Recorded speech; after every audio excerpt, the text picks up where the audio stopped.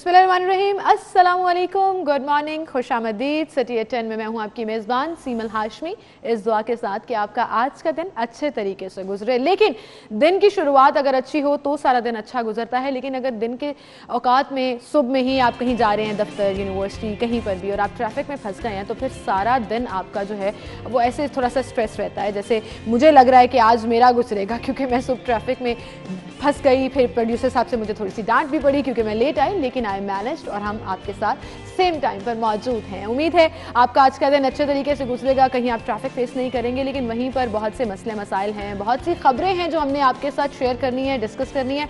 फिलहाल सबसे पहले आगाज करते हैं मौसम से। आज का मौसम कैसा रहेगा, टुडेज वेदर में शामिल करेंगे।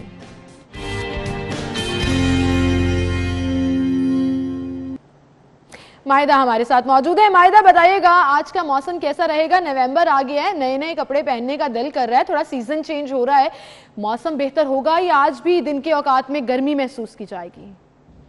जी बिल्कुल, शहर के मौसम की अगर हम बात करें तो शहर का मौसम जो है काफ़ी खुशगवार है। धूप निकली हुई है, धूप की जो हल्की हल्की किरणें निकली हैं ये एक अच्छी फील लेकर आ रही है। शहरी जो है ख़ास तौर पर सुबह के औकात में लोग अपने दफातर को जाते हैं, स्कूल जाते हैं बच्चे, तो जब ये धूप की किरणें हैं ये एक अच्छी फील लेकर आ रही है। इस धूप को इंजॉय करते हुए भी लोग सफ़र कर रहे हैं। और इसके साथ ही जो आज ज़्यादा से ज़्यादा दर्जे हरारत रिकॉर्ड की गई है वो 18 डिग्री सेंटीग्रेड है, और कम से कम जो दर्जे हरारत आज रिकॉर्ड की गई है वो 15 डिग्री सेंटीग्रेड है।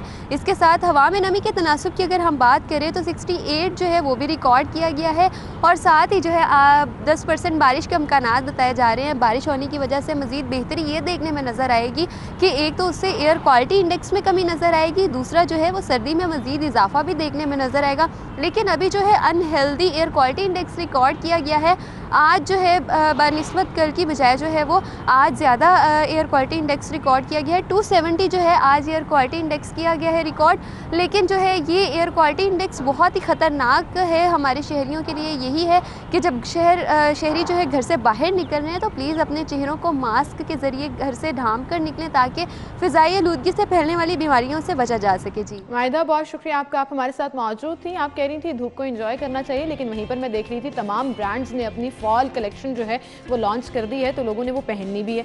फॉल आएगी यानी कि सर्दियां स्टार्ट होंगी तो ही उनको मौका मिलेगा। लेकिन वहीं पर ये तमाम लग्जरी चीज़ें कंसीडर होना शुरू हो गई हैं जब बेसिक नेसेसिटीज़ की चीज़ें आपकी पहुंच से बाहर होती जा रही हैं। और बेसिक नेसेसिटी क्या है? खाने पीने की चीज़ें, 2 वक्त की रोटी। लेकिन महंगाई का ऐसा तूफान है कि लोग अब ये लग्जरी साइट पर जाना सोच भी नहीं रहे हैं, और अपनी डेली बेसिस की यूटिलिटी बिल्स हों या अखराजात हों उनको पूरा करने के लिए ही मेहनत मजदूरी भी कर रहे हैं। और आज की हमारी टॉप स्टोरी भी इसी हवाले से है। चलते हैं अपनी टॉप स्टोरीज की तरफ। महंगाई ने शहरियों के छक्के छुड़ा दिए हैं, हुकूमत के आवाम को सब्सिडी के दावे धरे के धरे रह गए।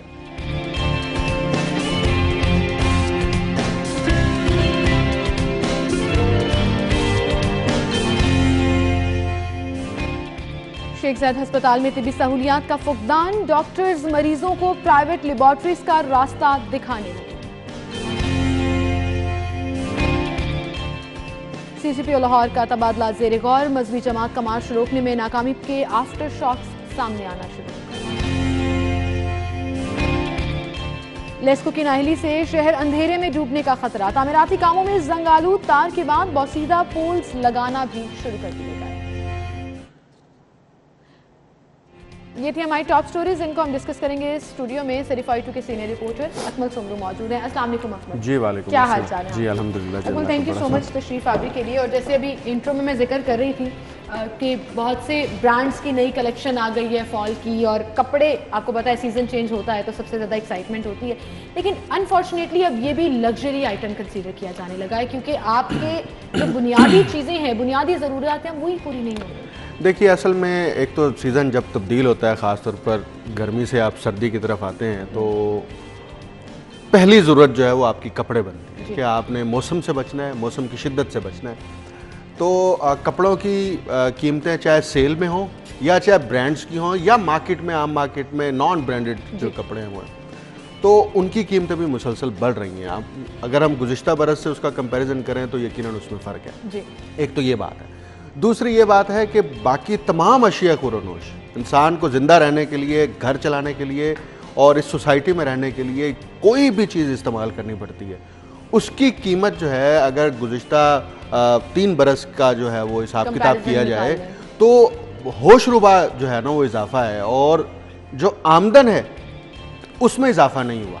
अब देखें ना, दो चीज़ें हैं, अगर आपकी चीज़ें महंगी हो रही हैं तो आमदन में भी इजाफा हो, आमदन बढ़ नहीं रही, आमदन वहीं पर स्टैग्नेंट है, जबकि कीमतें हैं वो मुसलसल बढ़ रहे हैं, तो फिर क्या होता है सर?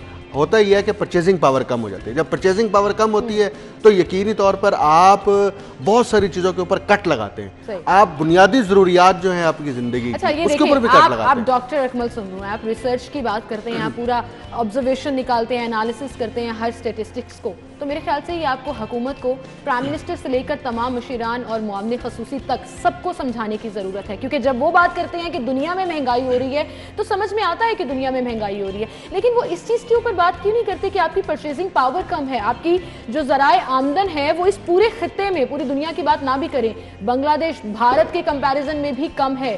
पाकिस्तान में लोगों को 2 वक्त की रोटी पूरी करना वाकई में मुश्किल लग रहा है, क्योंकि उनके पास कमाने के ज़राए ही नहीं है। देखिए, जब आप एक पसमानदा मुल्क, तरक्की पजीर ममालिक की फहरिस्त में भी पसमानदा मुल्क, पाकिस्तान का मवाजना जब आप अमेरिका के साथ या मगरबी यूरोप के ममालिक के साथ करेंगे तो आपका ये मवाजना बनता ही नहीं है। क्यों? बुनियादी नौयत की चीज़ क्या है? अब वहाँ पर वेजिस के 2 कैटेगरीज हैं, एक तो वो वेजिस हैं जो वहाँ पर डेली वेजिस पर लोग काम करते हैं पर आवर्स के हिसाब से, अच्छा 8 घंटे की शिफ्ट है, आपने पर आवर्स के हिसाब से देने हैं, तो आपके अगर वहीं के रेजिडेंट्स हैं तो आपका $15 से लेके $18 तक आपको पे करना पड़ता है जी। अब मुझे बताइए, यहाँ पर जो बंदा पूरे 10 घंटे भी काम करे, किसी भी चाहे मार्केट में काम करे, इदारे में काम करे, उसको उसके 1 घंटे के बराबर भी वेजेस नहीं मिलते पूरा 1 दिन काम करने के, तो आप उसके 8 घंटे के वेजेस को कैसे कर सकते हैं? अच्छा, एक तो ये चीज है। और फिर अकमल, जैसे अभी आप जिक्र कर रहे हैं, इसको हम कंटिन्यू भी करेंगे, लेकिन फिर आप देखिए चीनी, दालें, घी, आटा, ये वो बेसिक चीज़ें हैं जो गरीब आदमी के लिए ही क्या अमीर आदमी के लिए भी ज़रूरी हैं, और गरीब आदमी अगर उसे पूरा नहीं कर पाएगा तो फिर जो सोसाइटी में एक डिवीजन पैदा होगा, जो क्लास डिफरेंस बढ़ता चला जाएगा, आप मिडिल क्लास को ख़त्म कर रहे हैं महंगाई करके, ये चीज़ रियलाइज़ करनी पड़ेगी। बहरहाल इस पर हम मज़ीद बात भी करेंगे, लेकिन अभी आपको एक अहम खबर देंगे और बताएंगे MD NTDC इंजीनियर एजाज़ अहमद ओहदे से इस्तीफ़ा दे दिया है। उन्होंने, एजाज़ अहमद ने बोर्ड ऑफ डायरेक्टर्स के साथ इख्तलाफात होने पर इस्तीफा दिया है। शाहिद सिप्रा हमारे साथ मौजूद हैं। जी शाहिद सिप्रा, बताइएगा, इस हवाले से इस्तीफा दे दिया गया है, 3 माह गुजरने के साथ ही इख्तलाफात की वजह से ये मुस्ताफी हुए हैं। जी बिल्कुल, ये national transmission and dispatch company के managing director engineer Ejaz Ahmed ने अपने ओहदे से इस्तीफा दिया है। जरा ने बताया है कि बोर्ड ऑफ डायरेक्टर्स और एजाज अहमद के दरमियान इख्तलाफात चल रहे थे, जब उसमें शिद्दत आई जिसको उसके बाद वो मुस्ताफी हो गए। ये वादे कर दूं कि आज से 4 माह कबल विफाकी काबीना की जानिब से इंजीनियर एजाज अहमद की बतौर MD NTDC मंजूरी दी गई, जिसके बाद तैनाती का नोटिफिकेशन पावर डिवीजन ने जारी किया और उन्होंने 5 अगस्त को अपने ओहदे का चार्ज संभाला था, लेकिन 3 माह गुजरने के बाद जो है उन्होंने अपने ओहदे से इस्तीफा दे दिया है। ये कोई अच्छा शगुन नहीं है सार्फिन के लिए, क्योंकि अब स्मोक और फूक का सीजन आ रहा है और NTDC में ट्रिपिंग के वाकयात और ब्रेक डाउन जो है वो मार्केट में भी होते रहे, ऐसे में ऐसे इदारे के सरबराह का चले जाना सार्फिन के लिए मुश्किलात का बायस बन सकता है। बहुत शुक्रिया शाहिद सिप्रा, आप हमारे साथ मौजूद थे। गुफ्तगू का सिलसिला हम आगे बढ़ाएंगे। अकमल सुमरू, हम महंगाई की बात कर रहे हैं तो आप देखिए चीनी 129 रुपये पर जा पहुंची, बोरी जो है वो ऑब्वियसली उसकी रिटेल प्राइस बढ़ेगी तो फिर जो मार्केट में अवेलेबल होगी, चाय की पत्ती 200 रुपये फ़ी किलो महंगी हो गई, दालें 20 रुपये किलो तक बढ़ गई हैं। कोई ऐसी चीज़ है जिस पे सब्सिडी के जो दावे हैं वो वाकई में सच साबित हो रहे हैं? देखिए, हुकूमत ने अब जो नई पॉलिसी तश्कील देने जा रही हैं और बहुत हद तक उस पर वर्किंग पेपर कर लिया है इन्होंने कि वो सब्सिडी का तस्वुर ही ख़त्म कर दें। अच्छा, जब हुकूमत ने अभी सिर्फ ये प्लान किया है कि हम सब्सिडी नहीं देंगे, यानी सब्सिडी हम जो जैसे यूटिलिटी स्टोर्स पर अशिया खुरानोश फरोख्त की जाती हैं तो वो यूटिलिटी स्टोर्स को चलाने के लिए उनको सब्सिडी देते हैं, वो सस्ती वो चीज़ें खरीदते हैं असल कीमत पर और सस्ती बेच देते हैं। अब वो कहते हैं कि इससे जो है ना वो जो एंड यूज़र है ना उस तक फ़ायदा नहीं पहुंच रहा। ये उनकी असेसमेंट है, गलत सही अभी हम इस बात नहीं कर रहे। अभी इन्होंने ये तय किया है और उसका असर देखिए कि मार्केट के अंदर जो प्राइसेस हैं कमोडिटीज़ की, हम तो दूसरी चीज़ों की बात ही नहीं कर रहे, हम तो अभी आसाइश की बात ही नहीं कर रहे, हम बुनियादी अशिया ज़रूरिया की बात कर रहे हैं, जिसमें चीनी है, जिसमें दालें हैं, जिसमें सब्जी है, जिसमें गोश्त है, जिसमें मसाला जाता है। आप देखिए पिछले 6 महीने के दौरान पूरा किचन चलाने के लिए कीमत में कितना इजाफा हुआ। आपने कुछ भी पकाना है, आपको घी की जरूरत है, किचन के तमाम आइटम्स, वो बर्तनों से लेके वो पकाने पीने तक जितने भी आइटम्स हैं, उन सब में कई गुना इजाफा हुआ है और हुकूमत का इस पर कोई कंट्रोल नहीं है। अब मैं आपको बड़ी दिलचस्प बात बताता हूँ। हुकूमत जो भी कीमत मुकर्रर करती है किसी भी अशिया खुरानोश की, उस कीमत पर यह मुमकिन ही नहीं है मार्केट के अंदर वो चीज फरोख्त की जाए। बिल्कुल सही। अच्छा, आप देखिए हुकूमत ने कहा कि इसीलिए सरकारी देखिए शुगर की कीमतों को, चीनी की कीमतों को कंट्रोल करने के लिए एक कमीशन बना, फिर उसके ऊपर गफले सामने आए, सारा कुछ हुआ, उस पर कोई काम नहीं हुआ। और हुकूमत ने कहा कि हर सूरत में चीनी 80 रुपए किलो फरोख्त होनी चाहिए, नहीं हुई, 100 रुपए किलो फरोख्त होती रही। अच्छा जी, जब इस पर बस नहीं चला, फिर नोटिस लिए, फिर कीमत मुकर्रर की, तो नहीं। अब मार्केट के अंदर जो कीमत है चीनी की, वो 130 रुपए के करीब तक पहुंच चुकी है, यानी 130 रुपए की 1 किलो चीनी।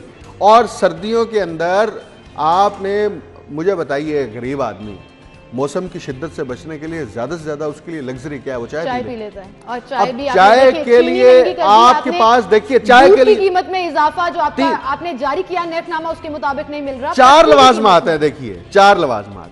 नंबर 1 गैस, आप कह रहे हैं गैस की लोड शेडिंग होगी और वज़ीर आज़म साहब खुद कह रहे हैं कि कमी का सामना, वो खुद कह रहे हैं। अच्छा, उसकी कीमत भी बढ़ा दी आपने, नंबर 1। नंबर 2, आपको दूध चाहिए। पहली बात है, दूध खालिश तलाश करना बड़ा मुश्किल काम है, अगर मिल भी जाए तो उसकी कीमत जो है वो अमूमी तौर पर जो है वो 120 रुपए से लेके 150 रुपए फी किलो तक मिल रही है। लेकिन मिल रहा है मार्केट में तय करती है 110 रुपए की, हुकूमत जो तय करती है उस पर नहीं चीज मिलती कोई भी। अच्छा, दूसरी चीज ये, तीसरी चीज आपकी क्या आ गई, आपकी चीनी। तो आपको चीनी जो है वो उसकी कीमत आप देख लें, वो मुसलसल बढ़ रही है। हुकूमत जो है भूल रहे हैं पत्ती की कीमत में जो है वो भी इजाफा हो गया। पत्ती की भी 2 कैटेगरीज हैं, एक वो है जो ब्रांड्स की हैं, आपकी ब्रांड्स की पत्ती की कीमत ज्यादा है, एक वो पत्ती है जो मार्केट में खुली पत्ती बिकती है, फरोख्त होती है और उसके ऊपर कोई ब्रांड्स नहीं होते, लेकिन वो भी बाज़ दफा बहुत अच्छी आपको मिल जाती है। तो उसकी फर्क आ जाता है अकमल साहब। हाँ, वही बात है ना। देखिए, ब्रांड तो ऑन करता है ना, ये शहरी सीखपा हो रहे हैं, परेशान हो रहे हैं, इसका क्या फायदा है जब असर ही नहीं होना है। और कल के जो तारीखी जो खिताब किया कल वज़ीर आज़म ने आवाम से, उसमें उन्होंने खुद एडमिट कर लिया कि पेट्रोल की कीमतें एक बार फिर से बढ़ने वाली हैं। और आपको ये पता है कि जैसे ही या तो डॉलर ऊपर जाता है या पेट्रोल की कीमतें बढ़ती हैं, उसका ट्रिकल डाउन इफेक्ट एक छोटी सी सुई तक भी आता है, क्योंकि ट्रांसपोर्टेशन महंगी हो जाती है। चीज़ों की तरसील जब मुल्क भर में महंगी जाएगी तो कीमतें और बढ़ेंगी। और शहरी इस हवाले से क्या कहते हैं कि वज़ीर आज़म साहब ने पहले ही इंडिकेट कर दिया है, 15 नवंबर को अनाउंस किया जाना था, लेकिन उन्होंने पहले थोड़ा सा मेंटली तौर पर तैयार कर दिया। मैंने 2 महीने पहले इसी मॉर्निंग शो के प्रोग्राम में ये कहा था कि पेट्रोल की कीमत 150 रुपए फी लीटर तक जाएगी। उस वक्त तक पेट्रोल की कीमत 106-107 रुपए थी। आप देखें आहिस्ता आहिस्ता उसी तरफ जा रहे हैं। शहरी क्या कहते हैं इस हवाले से, वो आपको सुनाते हैं। पेट्रोल महंगा हो गया है, मैं तो बाइक बेचने लगा हूँ, इतना खर्चा कहाँ से रोज पूरा करेंगे। पता नहीं क्या कर रही है। 138 रुपये पहले है, अब मज़ीद महंगा करने की कोशिश कर रही है।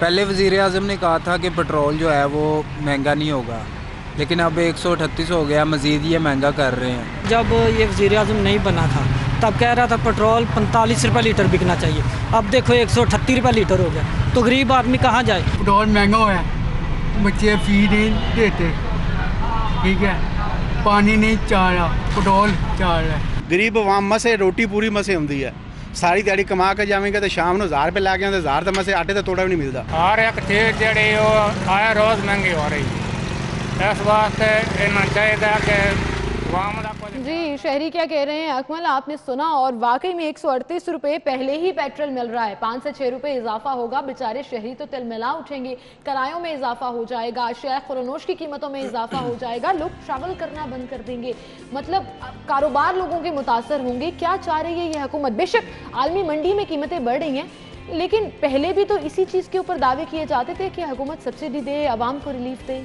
देखिए, पेट्रोल की कीमत जब बढ़ती है ना तो उसका इम्पैक्ट पूरे सर्कल पर आता है, लाइफ के पूरे ऊपर आता है। उसकी वजह है, बुनियादी वजह है। देखिए, जो अशिया हैं जो आप इस्तेमाल करते हैं जिंदा रहने के लिए, उसकी ट्रांसपोर्टेशन कॉस्ट होती है, और उसकी ट्रांसपोर्टेशन कॉस्ट में पेट्रोल जो है वो बुनियादी इंग्रेडिएंट है। आप जब पेट्रोल की कीमत बढ़ाएंगे तो उसकी ट्रांसपोर्टेशन कॉस्ट बढ़ेगी, जब ट्रांसपोर्टेशन कॉस्ट बढ़ेगी तो अल्टीमेटली कीमतों में इजाफा होगा। अच्छा, फिर हमारा एक और मसला भी है, अगर पेट्रोल की कीमतें कम भी हो जाती हैं कल को, लेकिन वो कॉस्ट कम जो है वो नहीं, वो कीमत कम नहीं होगी। कॉस्ट बेशक कम हो गई है लेकिन वो कीमत कम नहीं होगी। क्यों कि हुकूमत का जो ज़िले इंतज़ामिया है या ज़िले की सतह पर इंतज़ामिया है या सूबे की हुकूमत है, उसका मार्केट कमेटियों पर या मार्केट के अंदर प्राइस को फिक्स करने पर कंट्रोल ही नहीं है। अब जब उसका कंट्रोल नहीं है तो जो सारिफ है, जो आम आदमी है, नुकसान उसका होता है, दबाव उस पर आता है, बोझ उस पर पड़ता है। अब आप देखिए हुकूमत जो है ये क्यों नहीं बताती पब्लिक को कि हम जो पेट्रोल की कीमत, हम जो गैस की कीमत, हम जो दीगर अशिया खुरानोश की कीमतों में इजाफा कर रहे हैं और सब्सिडी को विड्रॉ कर रहे हैं, ये हमारा IMF के साथ मुआहिदा है, हम मुआहिदे के तहत कर रहे हैं और इतनी ढटाई के साथ कहते हैं। टू डिफरेंसेस, एक तो महंगाई हो रही है, चीजें महंगी हो रही हैं, ठीक है, अगर वो समहाउ और दी अदर लोगों को समझ आ भी जाए। दूसरी तरफ आपकी मिसमैनेजमेंट, आपकी रिट नहीं है, आपकी गवर्नेंस नहीं है, आप गिरा फरोशी मुनाफाखोरी की मद में शहरी लुट रहे हैं। एक तो पहले ही महंगाई, दूसरा जो मनमानी कीमतें वसूल की जा रही हैं उसके दबाव में, मतलब गवर्नमेंट की गवर्नेंस या उस तरह से जैसे आपने कहा कि ज़िले इंतजामिया प्राइस कंट्रोल कमेटियां होती थी, प्राइस कंट्रोल मजिस्ट्रेट जो अभी भी हैं लेकिन नजर नहीं आते। इसका मतलब कि कहीं पर भी आपकी रिट नजर नहीं। देखिए हुकूमत ने जो अपनी गवर्नेंस करनी है ना, उसके दो उसके टीयर्स हैं। पहले आपके बराह रास्त MPs हैं, मिनिस्टर्स हैं, मुतलका वजारत है, वो है, उससे लिंक्ड आपका महकमा है, उस महकमे की ब्यूरोक्रेसी है। अब ब्यूरोक्रेसी और हुकूमत अलाइन नहीं है, ये बात तय पड़ती है ना। हाँ, अलाइन नहीं है, काम लेना हो तो आपको पता है, ये बात तय है। अच्छा, अब बात ये है कि जब ब्यूरोक्रेसी के साथ आप अलाइन नहीं है तो काम तो ब्यूरोक्रेसी ने करना है, तो आपके वो ऑर्डर कैसे ओबे करेंगे? अच्छा, नंबर 1 ये, और वो चाहेंगे कि आपकी रेट कायम हो। अच्छा, नंबर 2 ये कि इनके पास इतना एक्सपीरियंस ही नहीं है कि हमने जो रूट्स हैं उनको कैसे पकड़ना है। वो तो नहीं पकड़ेंगे। आपको मैं एक बात बता दूं, आप थोड़ी देर पहले बात कर रही थी कि अवाम क्या करे, सिर्फ बिल बिलाए। बात ये, अवाम के पास 2 ही हथियार हैं, या वो एजिटेशन करे या अगले वोट में इनको उठा के बाहर फेंक दे। अवाम ने यही करना है, अगले वोट में उन्होंने फेंक देना। वोट आने में भी अभी 2 साल बाकी हैं, 2023 की आप बात कर रहे हैं, तब तक क्या सिचुएशन होगी, तब तक क्यों नहीं चीज़ों को कंट्रोल किया जाएगा, ये सवाल किया जा रहा है आवाम की तरफ से। और अगली स्टोरी भी हमारी इसी हवाले से है कि गरीब आदमी जब बीमार पड़ता था तो उसको सरकारी अस्पतालों का सहारा होता था, जहाँ पर जाकर कम पैसों में, मिनिमम पैसों में वो अपना इलाज, मुआवजा, टेस्ट वगैरह, मेडिसिन वगैरह करा लेता था। लेकिन अभी सरकारी अस्पतालों की हालत भी ख़राब होती जा रही है, सहूलियात का फुकदान है। इस पर बात करेंगे एक ब्रेक के बाद।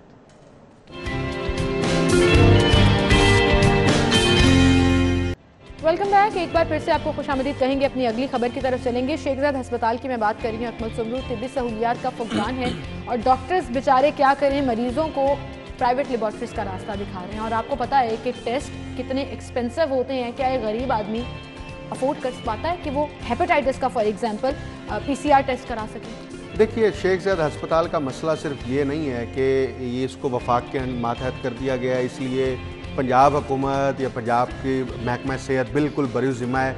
यहाँ पर इंसान आके अपना इलाज कराते हैं और पंजाब के शहरी भी होते हैं और पूरे पाकिस्तान के शहरी भी होते हैं जो यहाँ पर आकर इलाज कराते हैं। ये महकमे की और पंजाब हुकूमत की भी ये जिम्मेदारी है कि वो यहाँ पर चेक एंड बैलेंस कम से कम रखे, और अगर बुनियादी ज़रूरत की चीज़ें या सहूलियात वहाँ पर मौजूद नहीं है तो आपके पास इख्तियार नहीं है तो वफाक को आप शिकायत कर सकते हैं, वफाक उस पर एक्शन ले सकती है। अब शेखजाद अस्पताल का मसला क्या है? यहाँ पर सिर्फ ये हेपेटाइटिस B और C के PCR टेस्ट का मसला नहीं है, यहाँ पर पूरा का पूरा अस्पताल जो है ना वो यरगमाल है। आप सुबह 9 बजे के करीब जब डॉक्टर्स पहला विजिट करते हैं, वैसे तो 8 बजे कर लेते हैं, 8 से 9 बजे के दरमियान जब पहला विजिट करते हैं ना शेखजाद अस्पताल में, तो हुकूमत का महकमा सेहत या वज़ीर आला हाउस या कोई भी महकमा इंडिपेंडेंटली चुप करके अपने 10-15 बंदे वहां पे डिप्यूट कर दे। मैं आपको बता देता हूँ वहां पर क्या सीन हो रहा होता है। डॉक्टर जो है वो विजिट करके प्रिस्क्रिप्शंस लिख के और फाइल्स के ऊपर साइन करके वो बाहर निकलता है, और प्राइवेट लेबॉर्ट्रीज के, मेडिकल स्टोर्स के जो उनके वेंडर्स कह लें या उनके एम्प्लॉय कह लें या उनके लिए काम करने वाले हैं मिडलमैन, वो फौरी मरीज के बेड के पास आते हैं, और कहते हैं जी आपका ये टेस्ट है, हम आपको करा के देते हैं, सैंपल भी यहीं से लेके जाएंगे, टेस्ट भी यहाँ पर दे के जाएंगे। क्योंकि हॉस्पिटल में वो फैसिलिटी अवेलेबल नहीं है। मेरी बात उसकी वजह मेक श्योर किसने करना है कि गरीबों का ख्याल रखा जा रहा है, उन्हें मुफ्त टेस्ट की ये सुन लें, टेक्निकल तरीके से फ्रॉड किया जा रहा है। वो आता है और वो वहां पे जो है ना आपको वो फैसिलिटी देता है। अच्छा, वो फैसिलिटी क्यों दे रहा है? वो साथ में आपको अपडेट भी कर देता है और जो नर्स आती है वो भी बता देती है कि ये टेस्ट अस्पताल में नहीं है। अब मरीज के लवाहिकीन के लिए सबसे इंपॉर्टेंट मरीज की जान है। अब जब उसके लिए इंपॉर्टेंट मरीज की जान है तो वो कहता है जनाब अब टेस्ट तो कराने अब अस्पताल शिफ्ट करने से तो रहे, तो हमें क्या है फिर ये लें जी टेस्ट करें, यहाँ सैंपल ले जाएं। तो गरीब की गुर्बत का मजाक उड़ाया जा रहा है और उनकी मजबूरी का फायदा इंसानियत की तजलील की जा रही है। फिर अफसोस गरीब की बात नहीं है कि आप अगर हम सिर्फ ये हेपेटाइटिस के पीसीआर टेस्टों की ही बात कर लें तो हुकूमत जो ये टेस्ट की बंदिश है उससे लाइल नजर आ रही है, वो बोर्ड ऑफ गवर्नेंस हो या वफाकी हुकूमत हो। तो ये लाइलमी तो मुझे लग रहा है कि 3 साल से चली आ रही है, या तो इग्नोरेंस है या आपको आइडिया ही नहीं है कि कहां पे कौन सा क्राइसिस। यहाँ का जो बोर्ड है वो डॉक्टर्स को प्रोटेक्शन दे रहा है। डॉक्टर्स यहाँ से गायब हो जाते हैं, 11-12 बजे के बाद आपको डॉक्टर बिल्कुल नहीं मिलेंगे वहाँ पर, और विजिट होता है नहीं होता उस पर कोई चेक एंड बैलेंस नहीं है। एडमिनिस्ट्रेशन नाम की कोई चीज़ नहीं है। शेख ज़ैद अस्पताल की जो क्वालिटी आज से पहले थी, जब ये वफाक के मातहत नहीं था, उससे पहले और अब में ज़मीन आसमान का फ़र्क है। जब पेशेंट वहां पर आके दाखिल होते हैं तो उनके ज़हन में पुराना शेख ज़ैद अस्पताल होता है, लेकिन वहां पर सूरत हाल ये है कि बुनियादी जरूरियात वहां पर मुकम्मल नहीं है। और ये गवर्नमेंट की नाअहली है। फेडरल में भी तहरीक इंसाफ की हुकूमत है, पंजाब में भी तहरीक इंसाफ की हुकूमत है, तो फिर क्या वजह है कि शहर का इतना बड़ा मेगा हॉस्पिटल वहां पर बुनियादी जरूरियात मौजूद नहीं है? तो मुझे बताइए एक इंसान की, एक गरीब आदमी का कसूर क्या है? और दूसरी बात, वहां पर आपके बेड से भी पैसे चार्ज किए जाते हैं, वहां पर आपको एडमिट करने के लिए पैसे चार्ज किए जाते हैं, वो फ्री नहीं है। शेख ज़ैद अस्पताल फ्री भी नहीं है। मजे की बात है, हजारों सवालात ऐसे पैदा होंगे जिसकी वजह आप तलाश नहीं कर सकेंगे, और अगर हुकूमत से पूछेंगे तो जवाब भी नहीं मिलेगा। लेकिन हुकूमत एक चीज में बहुत विजिलेंट है। 3 साल में एक चीज जो हुकूमत ने बहुत ज्यादा की है और वो है तकर्रो तबादले। और कुछ लोग और कुछ हल्के तो ये भी कहने पर मजबूर हो गए कि जो तब्दीली सरकार या तब्दीली का नारा लगाया जाता था वो शायद इसीलिए था कि तकर्रो तबादले किए जाए। और कल जो है सीसीपीओ के तबादले को ज़ेरे गौर रखा जा रहा है जी। 3 अफसरान के इंटरव्यू भी किए गए हैं और अगले चंद रोज़ में अली साई ने ये खबर दी है कि अगले चंद रोज़ में मजीद बड़े लेवल पर भी तकर्रो तबादले पुलिस डिपार्टमेंट में देखने में आएंगे। देखिए 3 कैंडिडेट्स के इंटरव्यूज़ कर लिए हैं और ये तबादलों की खबर जो है गुज़िश्ता 10-12 दिन से चल रही है जी। और उसके जो उसके बैकग्राउंड में या उसका जो पस मंज़र है वो मार्च है, और मार्च के नतीजे में जो पुलिस अफसरान हैं उनकी जानिब से इफेक्टिवली जो है वो फ्रंट फुट पे आके उसको रोकना या उसको, और बाकायदा इन्होंने एक लिस्ट भी निकाली है जिसमें कुछ डीएसपीज़ हैं जिनके खिलाफ कार्रवाई की जाएगी, जो नहीं मुज़ाकरात नहीं कर सके वहाँ फ्रंट लाइन। इनिशियली जो रिपोर्ट भी जारी हुई उसमें भी ये था कि सिर्फ कसूर पुलिस ने जो है वो रेजिस्टेंस शो की और उन्होंने किसी हद तक रोकने की कोशिश की, बाकी लाहौर में तो यहाँ पे तो कुछ भी नहीं किया गया। और ये दानिस्ता तौर पर किया गया, गैर दानिस्ता तौर पर किया गया। जब मजीद इस पर इन्वेस्टिगेशन होगी तो सामने आ जाएगा। हाँ, एक बात ज़रूर है, जब आप कैपिटल पुलिस के ऑफिसर्स को बार बार आप उनका तबादला करते हैं तो उससे जो नीचे उसके मातहत सारे अफसरान हैं उनका मोराल भी डाउन होता है, और वो खुद वो ऑफिस जो है उसकी ग्रिप भी जो है वो कमजोर होती है। नतीजा ये होता है कि शहर के अंदर चोरी की वारदातें बढ़ती हैं, शहर के अंदर डकैती की वारदातें बढ़ती हैं, कत्ल व गारतगिरी की वारदातें बढ़ती हैं, और पुलिस जो है उसको कंट्रोल करने में नाकाम नजर आती है। आपको एक और नतीजा भी बताती हूँ अकमल समरू, ऐसे डिसीजन से क्या होता है। हमारी अगली खबर है ये जो अफसरान की थानेदारियां चल रही हैं कि एक तरफ आप देखें कि एसपी डॉल्फिन जिनके ऑर्डर तो ऑब्वियसली अनाउंस हो गए लेकिन बाकायदा अहकामात नहीं आए, नोटिफिकेशन नहीं आया, उन्होंने उससे पहले ही अपना चार्ज संभाल लिया, और चार्ज क्या संभाला, फ्लैग मार्च भी कर लिया। दूसरी जानिब शहर लाहौर, आपने जैसे कहा कि मेट्रोपॉलिटन सिटी है, लाहौर पुलिस का अपना एक बहुत बड़ा असर और रसूख भी है और बड़ी विजिलेंट समझी जाती है। एसपी इन्वेस्टिगेशन ने चालान से बचने के लिए अपनी नंबर प्लेट को टेम्पर कर लिया, और नंबर प्लेट की तस्वीर भी आप देख सकते हैं कि ईयर और जो मॉडल है वो छुपाया हुआ है ताकि उनका सेफ सिटी के जरिए चालान ना हो सके। ये तो हाल है हमारे पुलिस अफसर। देखिए पुलिस ऑफिसर्स के जितने भी लोग हैं अक्सरियत में ये देखा जाता है कि वो टेम्पर्ड नंबर प्लेट्स इस्तेमाल करते हैं, और वो इसलिए करते हैं कि उनको किसने रोकना है, उनको किसने पकड़ना है, और उनको पकड़ने के लिए जो पुलिस की गाड़ी कैसे रोकेंगे, क्या पुलिस ऑफिसर, वो भी एसपी की गाड़ी जो है वो कौन रोकेगा वहां पे ठहरा हुआ कांस्टेबल कैमरास के लिए तो पुलिस या गवर्नमेंट कोई सुन उस लेना, तरह से डिफरेंशिएट नहीं है ना, चालान तो जाएगा उस गाड़ी के मध्य। बात ये है कि सेफ सिटी अथॉरिटी के जो कैमरे हैं वो सिर्फ चलान के लिए तो नहीं है। अगर एक गाड़ी जा रही है और उसको कैमरा जो है वो जूम इन करके उसको कैप्चर करने की कोशिश करता है तो उनका इंटरनल सिस्टम है, वहां पे पॉपअप होता है, वहां पे पता चल जाता है कि ये इस गाड़ी के अंदर नंबर प्लेट का कोई मसला है, तो उस गाड़ी को सर्वेलेंस में लाके वायरलेस कॉल चला के वार्डन्स को अलर्ट करके उस गाड़ी को पकड़ा जा सकता है। अच्छा, ये बिल्कुल मुश्किल नहीं है। आपने एक बड़ा अच्छा पॉइंट उठाया कि ये सिर्फ ई चालान के मद में ही नहीं सेफ सिटी काम कर रहे, सिक्योरिटी की मद में भी कोई मशकूक गाड़ी हो उसको पकड़ने के लिए और ट्रैक करने के लिए मैंने सेफ सिटी का ये सेंटर विजिट किया हुआ है। आपको बड़ी दिलचस्प बात बताऊं मैं, इनका सिस्टम है पूरे शहर के अंदर जहां पे लगे हुए, अगर उस कैमरे में किसी भी जगह पर 5 से 6 अफराद जमा हो जाएं, वो उसको फौरी जूम इन करता है और उस पे पॉपअप करता है, वो बार बार यूं और बड़ी स्क्रीन पर नजर आ रहा होता है कि ये कैमरा नंबर ये है, लोकेशन ये है, यहाँ पे लोग जमा हो रहे हैं, तो वो फौरी तौर पे वायरलेस चल जाती है। तो सेफ सिटी अथॉरिटी के कैमरे और उसका सिस्टम बहुत ऑर्गेनाइज्ड है, लेकिन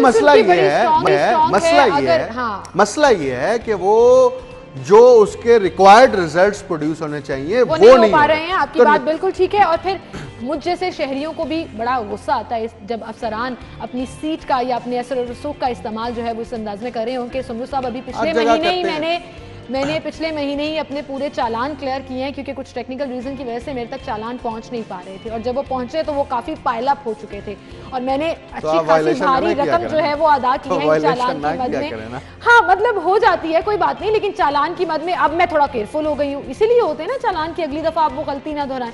और अगर अफसर शाही अपनी अफसरी का इस तरह से नाजायज फायदा उठाएंगे तो आप यकीन जानिए कि हमारे बड़े दिल टूटते हैं कि आप एक तो सिस्टम से भी बाहर हो रहे हैं, देखिए हमारे यहाँ ना ये अमूमी तस्वुर है, बल्कि ये लोग समझते हैं, इस बात के कायल हैं कि जो कानून है ना वो ताकतवर पर और पुलिस ऑफिसर्स पे लागू नहीं होता। ठीक है, जो फंस गया पुलिस ऑफिसर तो फंस गया, ठीक है, जो सामने आ गई तो आ गई, फंस गया। अदरवाइज जो है वो जनरली वो उन पे लागू नहीं होते, ना उनको वो पकड़ते हैं, ना पकड़ होती है। आप देखिए मोटरसाइकिल पे अगर आम अफराद जा रहे हैं, उन्होंने हेलमेट नहीं पहना तो उसको पकड़ने का इम्कान है, अगर पुलिस वाले ने नहीं पहना तो उसको छोड़ देंगे। अच्छा, ये जो आप बात कर रहे हैं ना कि सेफ सिटी कैमरा से ई चालान से एक ये चीज जरूर हो जानी थी कि पुलिस की गाड़ी है, गवर्नमेंट की गाड़ी है या किसी की भी गाड़ी है, किसी प्राइवेट सेक्टर की, तो फोन निकाल के आप ये नहीं कहेंगे कि जरा बात करें, जैसे हम वार्डन्स को कराते थे तो चालान होने ही होने थे सबके। लेकिन अब देखिए रोड में भी 2 नंबरी निकाल दी है, कितने अफसोस की बात है। आप दुनिया के तरक्की याफ्ता ममालिक की मिसालें देते हैं, वो इसलिए दी जाती हैं कि वहां पर उन्होंने एक सिस्टम डेवलप कर दिया, और वो सिस्टम को आप ये सिस्टम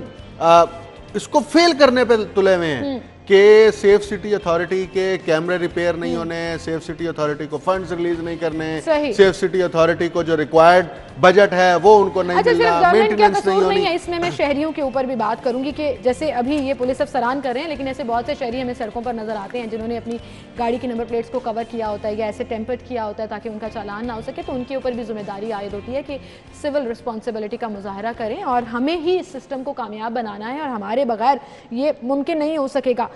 इसी के साथ हम एक ब्रेक की तरफ चलते हैं जी। ब्रेक के बाद जब दोबारा हाजिर होंगे तो ज़रा लेस्को की नाअहली के हवाले से भी बात करेंगे। शहर अंधेरे में डूबने का खदशा पैदा हो गया है, ख़तरा पैदा हो गया है, लेकिन लेस्को हुकाम जो है वो इस हवाले से गाफिल नज़र आ रही है। एक ब्रेक, दोबारा हाजिर होंगे।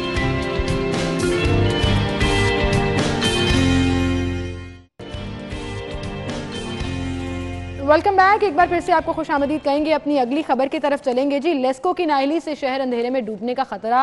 डॉक्टर साहब, ये जो सूरत हाल है अकमल साहब, इसको कैसे कंट्रोल करेंगे? मिसमैनेजमेंट। देखिए, लेस्को का ना एक शेड्यूल है पूरे साल का, और वो नेशनल ट्रांसमिशन जो जहाँ से ये बिजली खरीदते हैं फिर आगे फरोख्त करते हैं, उनकी तरफ से चेक एंड बैलेंस भी किया जाता है कि आपने सर्दियों के दिनों में, सर्दियों के महीनों में ख़ास तौर पर आपने अपने सिस्टम को अपग्रेड करना है जी। और सिस्टम को जब आपने अपग्रेड करना है तो उसके लिए टाइम मुकर्रर होता है आपने जहाँ जहाँ पर लाइंस में फॉल्ट्स हैं उनको रिप्लेस करना है, जहाँ पोल्स खराब हैं उनको रिप्लेस करना है, जहाँ पे ट्रांसफार्मर को अपग्रेड करना है। मैं नहीं, एक बात बता रहा हूँ, ये मैं आपसे पूछती हूँ, आप जिस तरफ जा रहे हैं हम इससे बात कंटिन्यू करेंगे कि बोसीदा पोल्स का इस्तेमाल किया जा रहा है, ट्रांसमिशन लाइंस आपकी खराब हैं, लाइन लॉसेस होते हैं, लेकिन उसका मलबा आवाम पर डाला जाता है। इस पर हम मजीद बात करेंगे अकमल समू से, लेकिन फिलहाल गुफ्तगू का सिलसिला हम आगे बढ़ाएंगे। जी अकमल समू साहब, आप नाहली से नालायकी की तरफ जा रहे थे। अब देखिए कि आपने उस ड्यूरेशन के दौरान अपने सिस्टम को अपग्रेड करना है। अच्छा, वो इसलिए अपग्रेड करना है कि गर्मियों के दिनों में आप लोड शेडिंग नहीं कर सकते,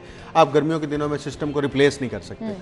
अब आपने चकमा देने के लिए, बेसिकली अपनी कंट्रोलिंग अथॉरिटी को चकमा देने के लिए लेस्को ने ये काम किया है कि जो जंग आलूद तारें जो स्क्रैप हो गई हैं, यानी जो पहले से उतारी हुई और आपके डिस्कार्ड कर दी गई हैं, उनको आप दोबारा से जो है उनकी प्लेसमेंट कर रहे हैं।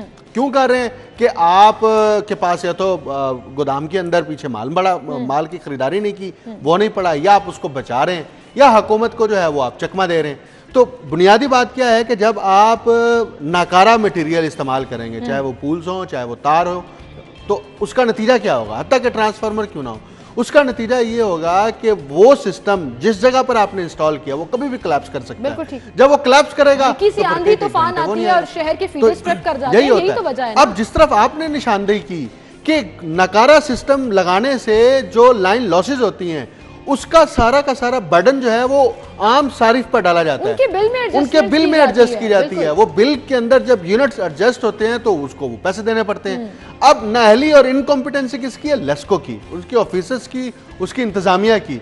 और नुकसान किसका हो रहा है और जेब की किसके डाका डाला जा रहा है, आम आदमी, आप चाहे बिजली चोरी एक शख्स कर रहा हो पूरे एरिया को, ये गवर्नमेंट की जिम्मेदारी है। लाइन लॉसेस लेस्को की नाअहली की वजह से हो रही है, वो पैसे आवाम को भरने पड़ते हैं, पता नहीं कहां से आवाम की जेबों पर डाका डाला जा रहा है। और मिस मैनेजमेंट जो है वो इस कदर बढ़ गई है कि सिचुएशन आउट ऑफ हैंड होती हुई नजर आती है। फिलहाल हमें चलना है नाज़रीन एक ब्रेक की तरफ, दोबारा हाजिर होंगे, गुफ्तगू का सिलसिला आगे बढ़ाएंगे, हमारे साथ रहिएगा।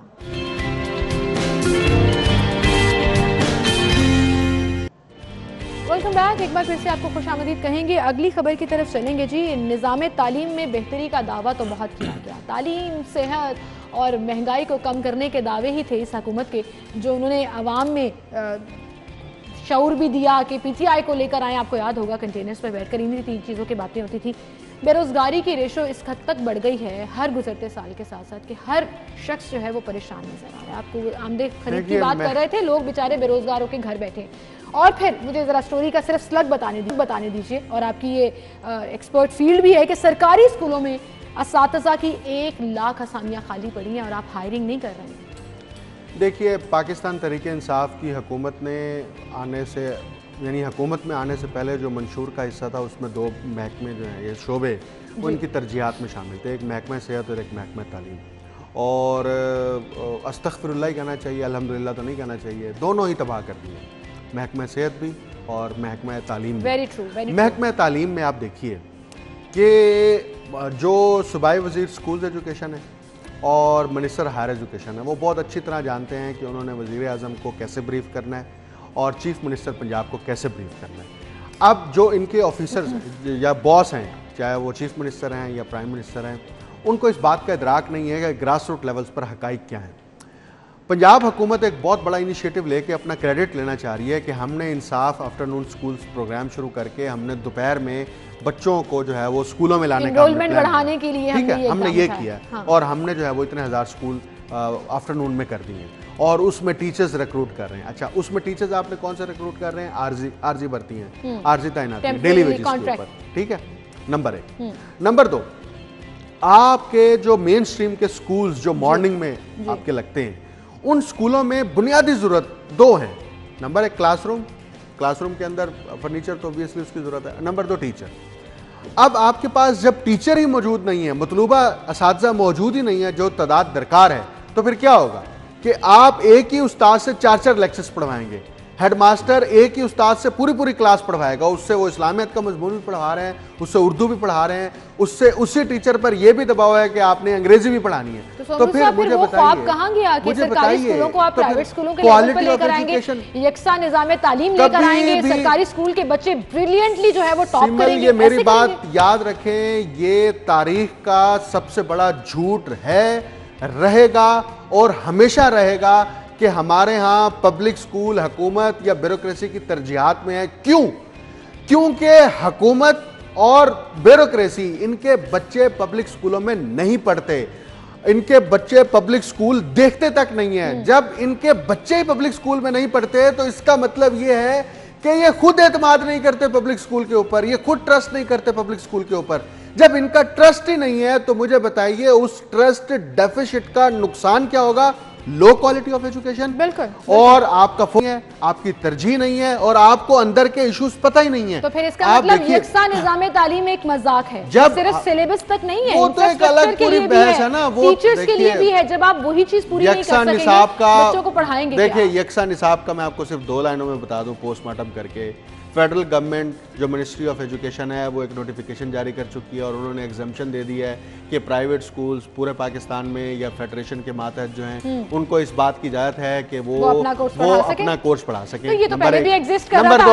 नंबर 2 इतना बड़ा मजाक था कि अपना कोर्स भेजें, एनओसी लें और किताबें। नहीं, अगली बात भी सुने ना, अगली बात भी सुने ना। Punjab curriculum and text book board ने जो है वो 1350 प्राइवेट पब्लिशर्स की प्राइवेट बुक्स अप्रूव करके इजाजत दे दिया कि आप ये स्कूलों में पढ़ाई। तो मुझे बताएं कौन से सिंगल नेशनल करिकुलम, इर्द-गिर्द आप अपने तो कौन से स्कूल, कौन से साथी जिस प्राइवेट स्कूलों में वो जा रहे हैं, वो अपनी किताबें पढ़ा रहे हैं। एक मजाक हुआ था जी, जिस पर पॉइंट स्कोरिंग करने की इस हुकूमत ने कोशिश जरूर की थी, लेकिन वहीं पर जो मजाक उनके बच्चों के साथ हो रहा है जो प्राइवेट स्कूल की फीसें अफोर्ड नहीं कर पाते, ये वो लम्हा फिक्रिया जो गवर्नमेंट को सोचना होगा। हमें चलना है नाज़रीन एक ब्रेक की तरफ। ब्रेक के बाद हेडलाइंस जानिएगा। बहुत शुक्रिया अकमल सुमरू, आप हमारे साथ मौजूद थे। हम दोबारा हाजिर होंगे, हमारे साथ रहिएगा।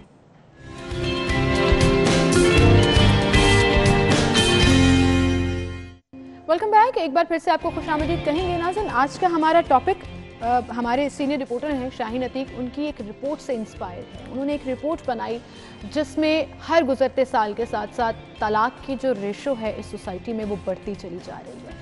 और जब भी हम तलाक का जिक्र करते हैं और इस रेशो के बढ़ने का जिक्र करते हैं तो हमें 2 साइड की स्टोरी सुनने को मिलती है, जिसमें पलड़ा उनका भारी होता है जो औरत को ब्लेम कर रहे होते हैं कि उसकी गलती है, उसको कॉम्प्रोमाइज़ करना चाहिए था, उसे घर बसाना चाहिए था। वहीं पर मर्द हजरात अपनी कंप्लेन करते नजर आते हैं कि औरत कॉम्प्रोमाइजिंग नहीं है, खुदसर है, नहीं गुजारा करना चाहती थी। लेकिन इसको कैसे रोका जा सकता है? डाइवोर्स रेशो जो है वो किस तरह से कम की जा सकती है?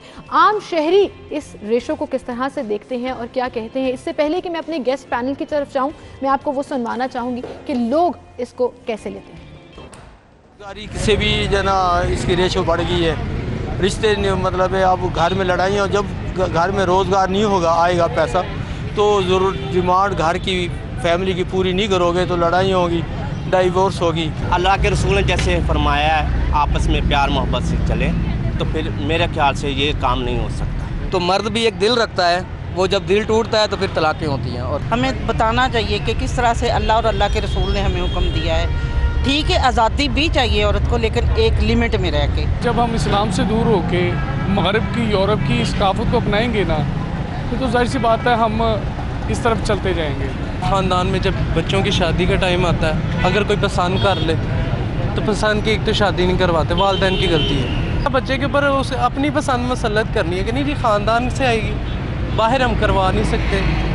ये जो हमारे कास्ट सिस्टम है, कास्ट के बाद ये जो मिक्स व्यूज़ आए हैं उसमें मोस्टली हमने सुना कि कहीं औरत को ब्लेम किया जा रहा है, कहीं एक बहुत अच्छा पॉइंट रेज़ किया गया, वो है महंगाई का, बेरोज़गारी का, घर में खाने को नहीं है और फिर घरेलू नाचाकियाँ शुरू होती हैं और उसके बाद बात तलाक तक पहुंच जाती है। और कहीं पर ये जो आखिरी साहब बात कर रहे थे, बड़ी एक्यूरेट बात कर रहे थे कि पसंद की शादी नहीं कराने दी जाती और शादी से पहले ही कॉम्प्रोमाइज़ का कह दिया जाता है, वो चाहे ख़ानदान की लड़की हो या माँ बाप की अपनी पसंद की लड़की हो। तो ऐसी शादियाँ भी वो जैसे आम ज़बान में हम कहते हैं कि तोड़ नहीं चढ़ती, उसकी मिसालें हमने देखी हैं। इस पर हम बात करेंगे कानूनी एस्पेक्ट के ऊपर भी कि हमारी फैमिली कोर्ट्स में क्या सिचुएशन है, डाइवोर्स रेशो क्यों बढ़ रही है और मसालती कोर्ट जो बनाई गई थी क्या उसका फ़ायदा हुआ है या नहीं। हमारे साथ स्टूडियो में Raja Abdul Rehman, advocate supreme court हैं जी, माहिर कानून है और साबिक deputy attorney general of Pakistan भी हैं।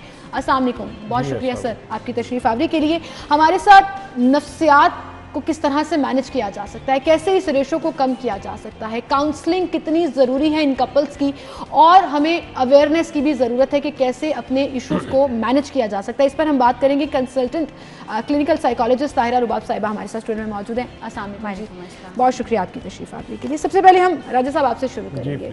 जैसे मैं बता रही थी, शाहीन अतीक साहब की हमारे बड़े सीनियर रिपोर्टर हैं और एक रिपोर्ट उन्होंने शाया की बनाई कि रेशो मुसलसल हर गुजरते दिन के साथ साथ बढ़ रही है। हर साल एक नया नंबर और एक बड़ा नंबर सामने आता है डाइवोर्सेस का। सर, आपने पूरी ज़िंदगी अदालतों में गुजारी, देखा ये तमाम मामलात, क्या समझते हैं क्यों ये रेशो बढ़ती जा रही है? असल में सोसाइटी में इन टॉलरेंस जो है ना, जिसके अपनी सबब हैं और वजूहात हैं जी, और इसमें जो है एक पुराने ज़माने की जो कहावत है कि एक इस कार जो डोली जाएगी तो उधरों जनाजा आएगा। सही बात है। यानी that is a lesson for tolerance. अब होता ये है कि महंगाई की वजह से, कोरोना की वजह से और बेशुमार ऐसे मामलात हैं जो आपस में मिल बैठ के तय हो सकते हैं। सही। लेकिन इसमें फिर ज़हनी सेहत का भी एक सब्जेक्ट है, इशू है, और बच्चों की कस्टडी और फिर इकोनॉमिक फैक्टर जो है, स्पेशली इकोनॉमिक फैक्टर जो है बहुत मैटर करता है, बहुत ज़्यादा है। तो ये मामलात जो है एल्डर्स जो है फैमिली के, अव्वल तो उनका रोल ही ख़त्म कर दिया हुआ है, और अगर उनका रोल है तो वो नेगेटिव है। ज़्यादा केसेस में वो सबब बनते हैं इस बात के। फिर एक बहुत बड़ा मसला जो है, जो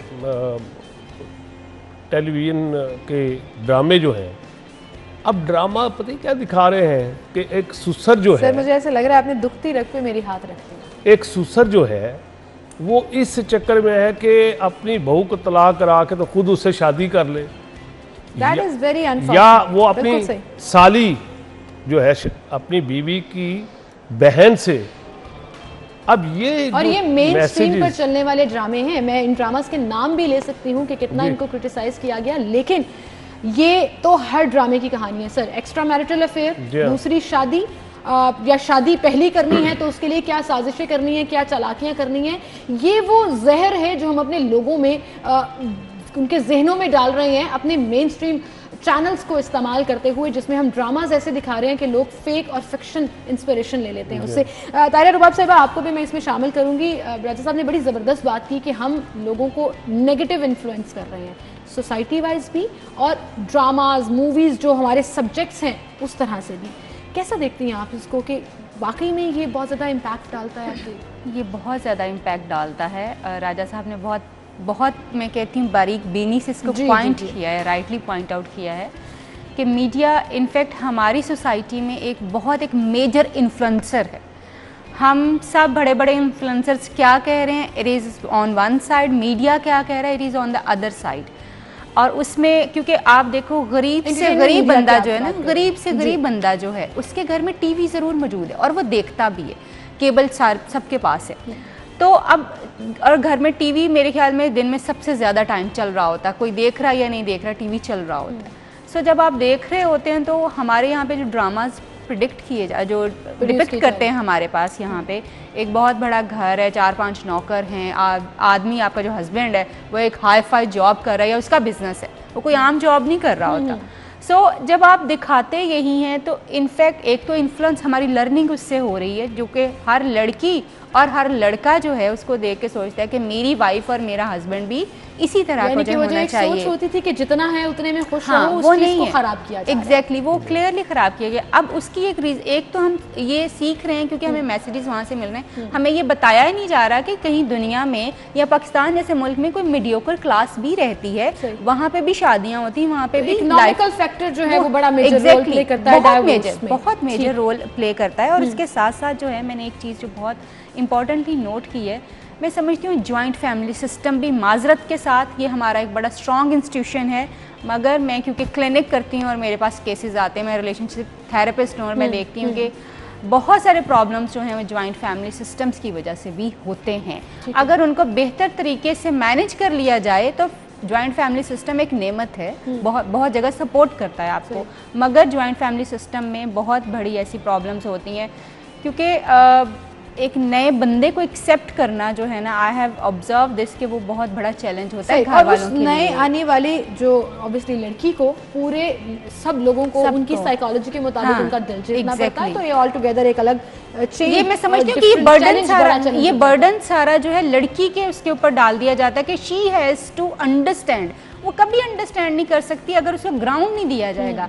अगर उसकी छोटी छोटी गलतियों को इग्नोर करके आप उसके साथ नहीं चलना शुरू करेंगे, उसको एडजस्ट होने का मौका नहीं देंगे अपने घर में, वो नहीं कर सकती। अगर आप उसकी छोटी छोटी, अपनी बेटी की आप बहुत छोटी छोटी और बड़ी बड़ी गलतियों को इग्नोर करेंगे, मगर अपनी बहू की छोटी छोटी गलती को आप रिपोर्ट करेंगे तो उस वजह से क्लैशेस बढ़ते हैं।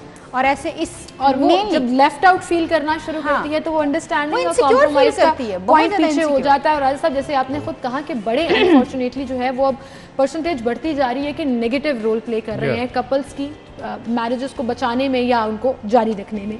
अब वहीं पर जैसे अभी तायरा साहबा कह रही थी कि हमें बैलेंस करना होगा, अदालतों में आप क्या सिनेरियो देखते हैं? असल में गलती किस साइड पर होती है? इट्स वेरी इजी कि आप ब्लेम कर दें। जी अभी एक साहब कह रहे थे, आपने सुना कि ये तलाकें जब औरतें जो हैं वो मगरिबी औरतों से इंस्पायर होंगी तो इस वजह से बढ़ती चली जाएंगी। हर चीज़ का ब्लेम औरत पर डाल देना बड़ा आसान लगता है, आप क्या समझते हैं? फैमिली कोर्ट्स और अल्टीमेटली उनकी जो ऑफ शूट्स हैं वो हाई कोर्ट सुप्रीम कोर्ट में भी मुकदमात पहुँचते हैं, आ जाते हैं और उनकी तादाद बहुत ज़्यादा है। आम तौर पे जो फैमिली कोर्ट में केसेस आते हैं उसमें एक तो खुला जी जो औरत ने लेनी होती जो उसमें शिद्दत ज़्यादा हो रही है, बहुत सारे केसेस आ रहे हैं। और उससे भी ज़्यादा जो है नॉन वुल्फ का मेंटेनेंस के केसेस, बच्चे का, बीवी का। और अब कानून में जो ये चीज़ शामिल कर दी गई है कि फौरी तौर पे जो इंटरम मेंटेनेंस है वो मुकर्रर कर दिया जाए। ठीक है। It is two edge weapon. उसका बाज़ दफ़ा ये तजुर्बे में ये बात आई है कि वो ख़र्चा इस अंदाज में लग जाए जिससे कि मसालत की जो है वो गुंजाइश कम हो जाती है, बजाय इसके कि पैसे आने शुरू हो जाते हैं। और in some cases not in hundreds but in thousands and इससे भी ज़्यादा। जी बिल्कुल सही कह रहे हैं। तो ये इस पे भी मतलब गौर करने की ज़रूरत है कि इसका क्या और सर जो मसालती कोर्ट्स बनाई थी क्या उससे अफाका हुआ है? मैं बताता हूँ। एक तो मसालती कोर्ट, ये जो फैमिली कोर्ट है स्पेशल लॉ है जी। इसमें बाकायदा जो है अपॉर्चुनिटी प्रोवाइड की जाती है फरीकैन को, मसालत के लिए एफर्ट्स की जाती है। यानी और मैं जो अगर तलाक खुला के लिए कोई गया है जी, तो खातून ने अगर आके कह दिया कि जी मैंने नहीं मसालत करनी, तो देन एंड देयर डाइवोर्स हो जाती है। ठीक है।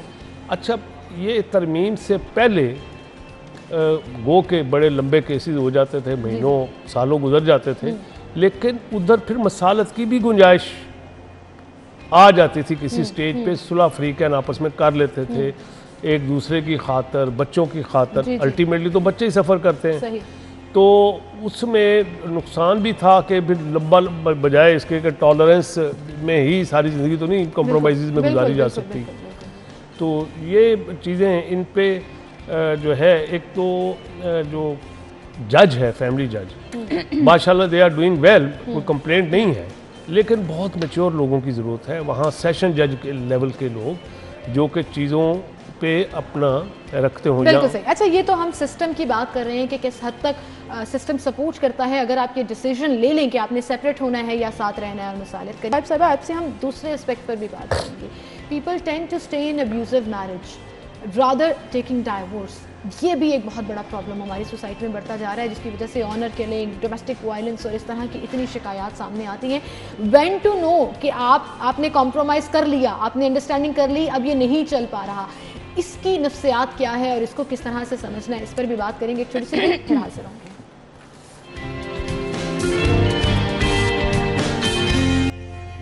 Welcome back. एक बार फिर से आपको खुशामदीद कहेंगे और हम बात कर रहे हैं तलाक और तलाक की रेशो जो बढ़ती जा रही है। तायरा रुबाब साहिबा, अभी एक साहब बात कर रहे थे कि पसंद की शादी नहीं कराई जाती या फैमिली सपोर्ट नहीं करती है चॉइस को लेकर, उसका कितना इम्पैक्ट होता है? बहुत स्ट्रॉन्ग इम्पैक्ट है। पसंद की शादी से भी पीछे अगर आप चले जाएं सिमर, लेट्स से अगर कोई बंदा किसी को पसंद नहीं करता, वो चाहता है कि अपनी फैमिली की मर्ज़ी से शादी कर ले, जो कि यूजुअली हमारे यहाँ पे प्रैक्टिस होती है। लड़के और लड़कियाँ बाहर बहुत ज़्यादा पसंद करते हैं, but when it comes to the शादी, तो शादी के लिए वो हमेशा अपने माँ बाप की तरफ जो है देखते हैं। यूजुअली एक बड़ा नंबर है इन लोगों का कि वो फिर शादी के लिए अपने माँ बाप से रुजू करते हैं कि शादी उन्होंने उनकी पसंद की करनी। अब अनफॉर्चुनेटली होता ये कि माँ बाप जो हैं, मैं तो ब्रूटली इस चीज़ को स्ट्रेट फॉरवर्ड बात कहूँगी कि माँ बाप कभी अपने बच्चे के लिए लाइफ पार्टनर नहीं ढूंढते, वो अपने लिए बहू और दामाद ढूंढते हैं जो उनकी फैमिली के साथ चल सके। ये नहीं वो सोचते कि हमें एक ऐसा इंडिविजुअल ढूंढने की जरूरत है जो हमारे बच्चे और बच्ची के साथ चल मतलब सके। हमारे बच्चे की असल में पसंद क्या है, रिक्वायरमेंट क्या है, ये बड़ी मैटर करती है बात। लेकिन तायरा साहिबा, बड़े बहुत से हल्के ये भी कहते हैं कि डाइवोर्स इसलिए भी हो रही है कि पसंद की शादी हुई थी, नहीं बन पाई तो उन्होंने छोड़। बिल्कुल, ये भी एक बहुत बड़ी ये रीज़न है, क्योंकि जब पसंद की शादियाँ हो रही होती हैं और शुरू में वो जो चैलेंजेस शादी के बाद के आने होते हैं, हम में से कोई भी उसको तो मेंटली हम प्रिपेयर नहीं होते उसको हैंडल करने में। बिल्कुल ठीक जी, इस पर हम बात करेंगे मजीद।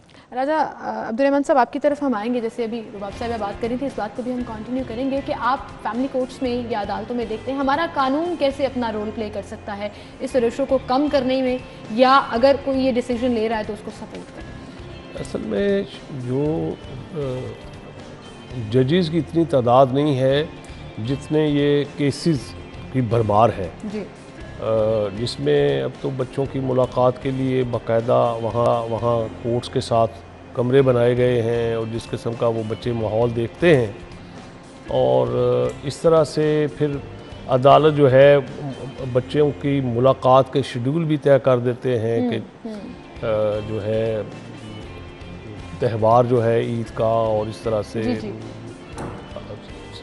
महीने में 2 दफ़ा मुलाकात का घर पे, और इस तरह से उनको ड्रॉप करेंगे और पिक करेंगे बच्चों को जी।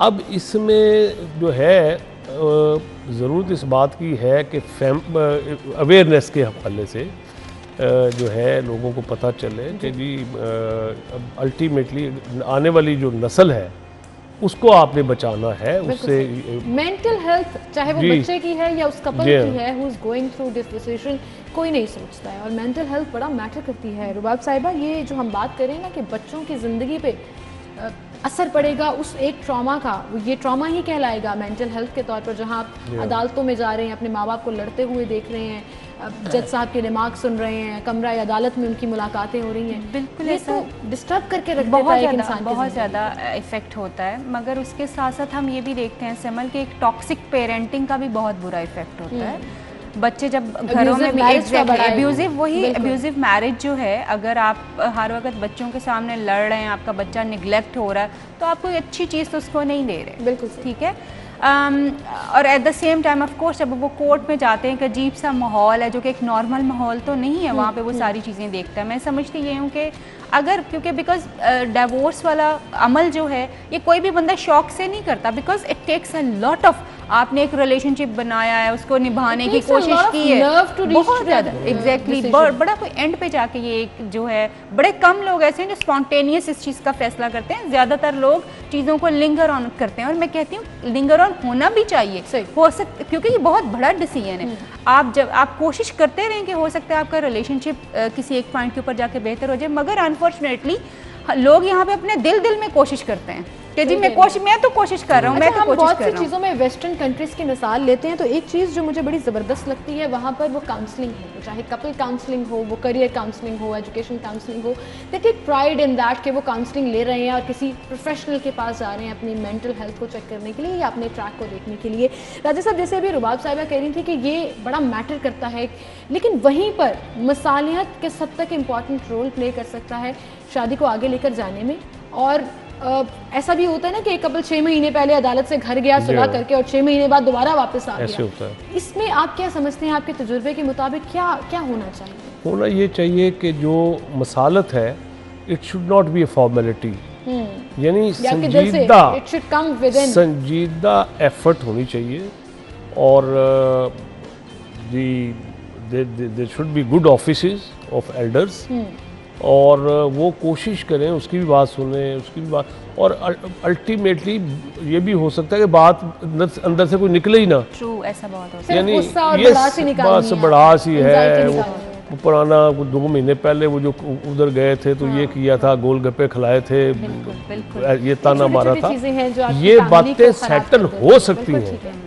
लेकिन होता ये है कि एक तो अना का मसला फिर बना लेते हैं कि मैं उससे बात करूं, मैंने तो बात ही नहीं करनी, और वो अपने आप को समझता क्या है या समझती क्या है, दोनों इसमें यानी आप नहीं कह सकते कोई एक फरीक जिम्मेदार है। तो जी जी, तो इसमें ये है कि जो अदालतों में 2 तारीखें जो पड़ती हैं, एक तारीख पड़ती है मसालत की, उसको भी बड़ा इफेक्टिव होना चाहिए। बिल्कुल सही, उसको ज़्यादा इफेक्टिव होना चाहिए, और इसको काउंसलिंग को, मसालियत को थेरेपी की तरफ भी देखना होगा और हमें करना होगा। ताहिरा साहिबा, जैसे अभी ऐसा बात कर रहे थे, आप पूरे इस सिस्टम को देखते भी हैं, आप खुद भी इस पर आप लाइफ काउंसलिंग भी करती हैं, कपल काउंसलिंग भी करती हैं, आप क्या समझते हैं कि क्या हर गुजरते दिन के साथ साथ ये रेशो बढ़ती ही चली जाएगी, या कहीं कुछ फुल स्टॉप लगेगा, कहीं ये अवेयरनेस आएगी कि अगर आप थेरेपी ले लें तो बहुत से मसाइल बेहतर हो सकते हैं? सिमल, अल्लाह करे कि ऐसा हो, बिकॉज मैं ऑनेस्टली मैं खुद भी इस बढ़ते हुए नंबर से बहुत ज़्यादा अफ्रेड हूँ, क्योंकि घर का बनाना और घर का टूटना इज़ वेरी वेरी पेनफुल, बहुत पेनफुल, और फिर दोबारा उस प्रोसेस में से गुजरना वो भी एक बड़ी हिम्मत की बात है। बहुत सारे लोग डाइवोर्सेस की तरफ इसलिए भी नहीं जाते कि मैं दोबारा इस प्रोसेस से कैसे गुजरूंगा। एग्जैक्टली, तो वो फिर हमारी सोसाइटी में भी एक स्टिग्मा है कि जी क्यों तलाक हो गई, क्या हो गया, वो सारी चीज़ें इतना पॉजिटिवली नहीं लिया जाता। So it takes a lot of effort, और वो नर्व्स बहुत ज़्यादा उसमें बंदे के जो हैं यूज़ हो रहे होते हैं। सो काउंसलिंग मैं समझती हूँ कि बहुत ही इंपॉर्टेंट रोल प्ले कर सकती है, मगर काउंसलिंग ये नहीं है कि आज मेरी शादी हो गई, अब मसाइल बढ़ गए, अब मैं काउंसलिंग के लिए चले जाऊँ। No, not at all. Of course तब भी आप आ सकते हैं, हेल्प मिल सकती है, मगर उस वक्त तक चीज़ें बिगड़ चुकी होती हैं इतनी ज़्यादा, और फिर उनको अगर वो सालों में बिगड़ी हैं तो महीने लगते हैं उनको ठीक होने में, and then you need to take the steps जो आपको एडवाइस किए जाते हैं।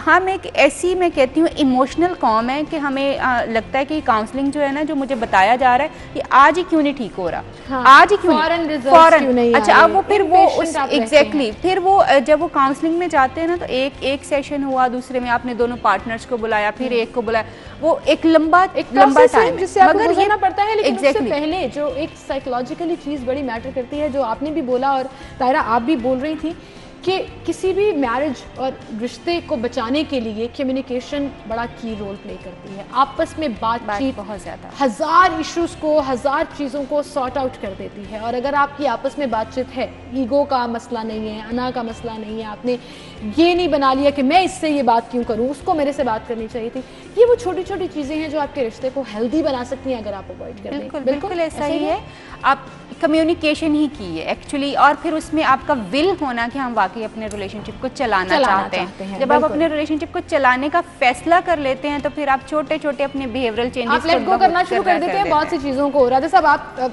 कंक्लूडिंग वर्ड्स कुछ देना चाहें, लास्ट मैसेज देना चाहें? देखें, इसमें रवैये जो हैं वो अब तशद्दुद जो है वो भी मतलब बाज़ एलिगेशंस होते हैं, बाज़ सच्चे भी बातें होती हैं। तशद्दुद सिर्फ फिज़िकल टॉर्चर नहीं है, मेंटल टॉर्चर भी है, एक रवैये का नाम है ये तशद्दुद जो है। और इसमें वो इस लेवल पे चले जाते हैं, ख़वातीन को ख़ास तौर पे बाज़ दफ़ा टॉलरेट करना पड़ता है कि मेरी 4 बहनें और बैठी हुई हैं, ये कंप्रोमाइज़, और उसके वजह से वो ब्लैकमेल होती है। और इस तरह से मर्द जो हैं वो इन सम केसेस उनको भी इस तरह की तकलीफ़ से गुज़रना पड़ता है।